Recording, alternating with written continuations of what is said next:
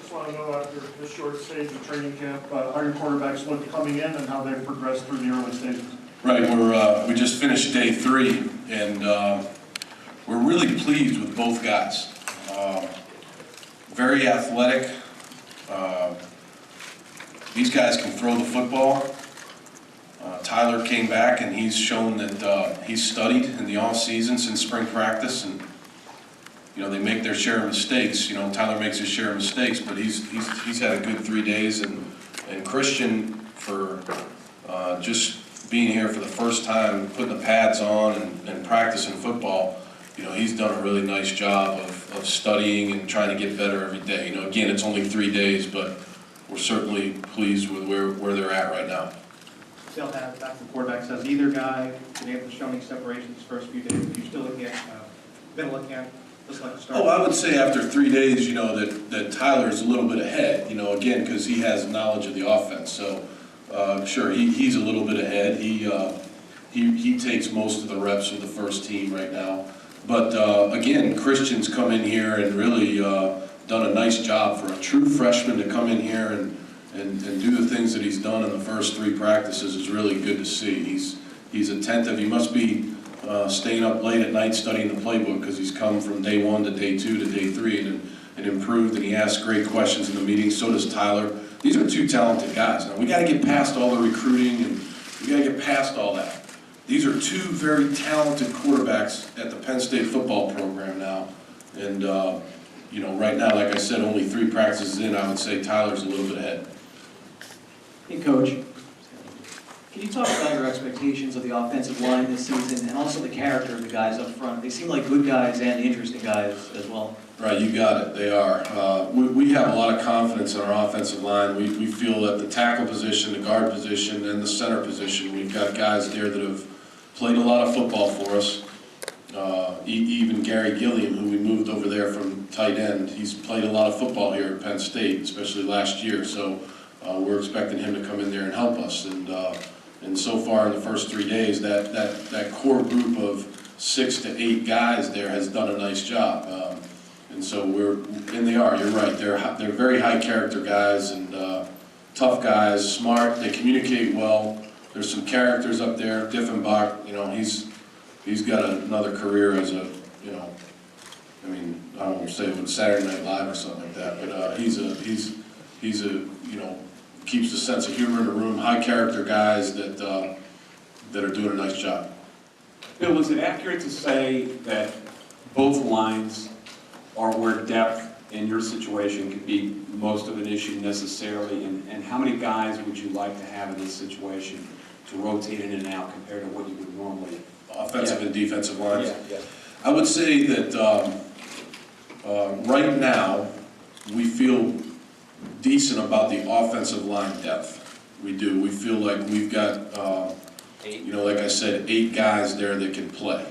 We've got, 3 tackles, and I'll tell you this, we've got a freshman that's come in and done a nice job in 3 practices. That's Andrew Nelson.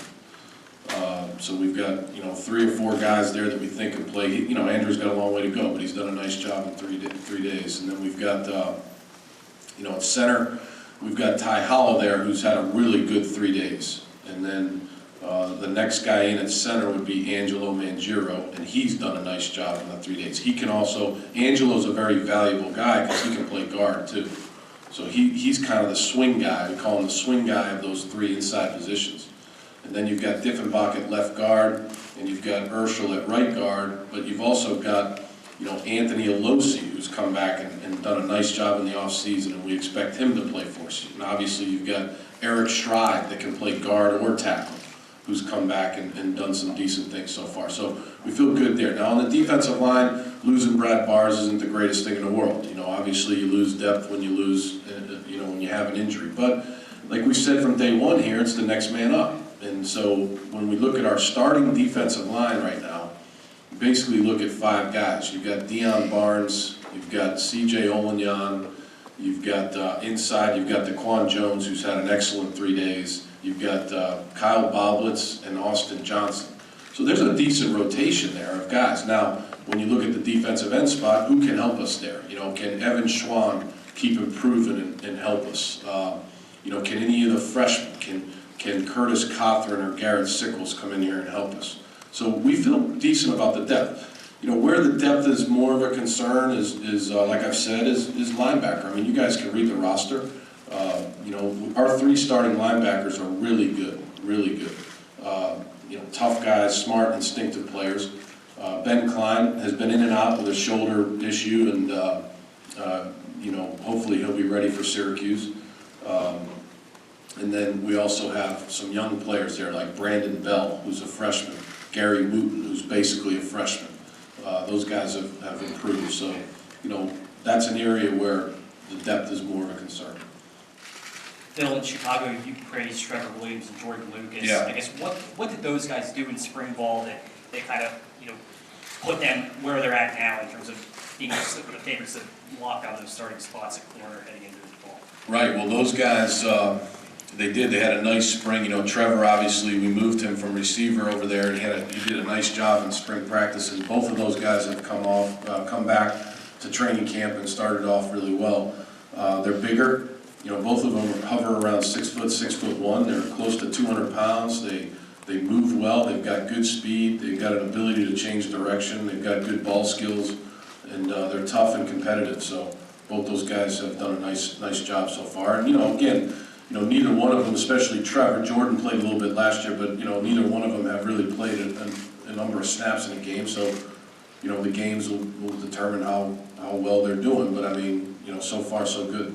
Brett Wilkerson has an ongoing back injury. Say that again? Brett Wilkerson. Yeah. What's the situation there? Are you guys worried about him going forward? Yeah, basically, there's 3 guys. Brett Wilkerson will be out for a while, okay? And I'll leave it at that.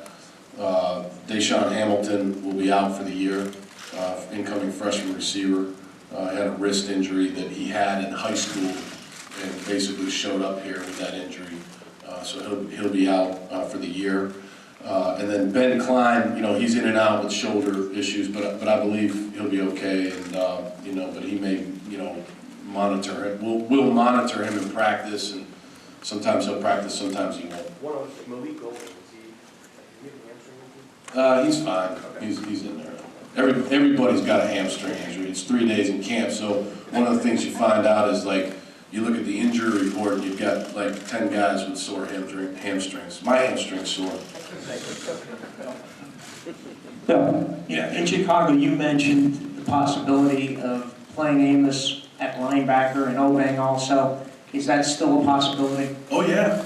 Yeah, we got, you know, those guys are multiple players. You know, both those guys are safeties, and they've come back in really good physical condition, and you know, they're playing well at safety, but you know, we'll train them in a lot of different spots. And you know, Amos, he's even more multiple than Obeng because he can play corner too. So, you know, obviously he did that last year. Steven is a very valuable player because he's a core player on special teams for us. He's one of the leaders of our team. Emotional guy, passionate guy, and then yeah, he can play safety rich, and he could move down and, you know, play some, you know, what we would call like big nickel and be down in there. He's a bigger guy for a safety. Bill, I was wondering about some of the freshmen you mentioned a little bit earlier, ones not named Christian. Right. And as far as Nico Robinson, my Right. understanding was he got here a little later than anticipated. Right. But how's he look?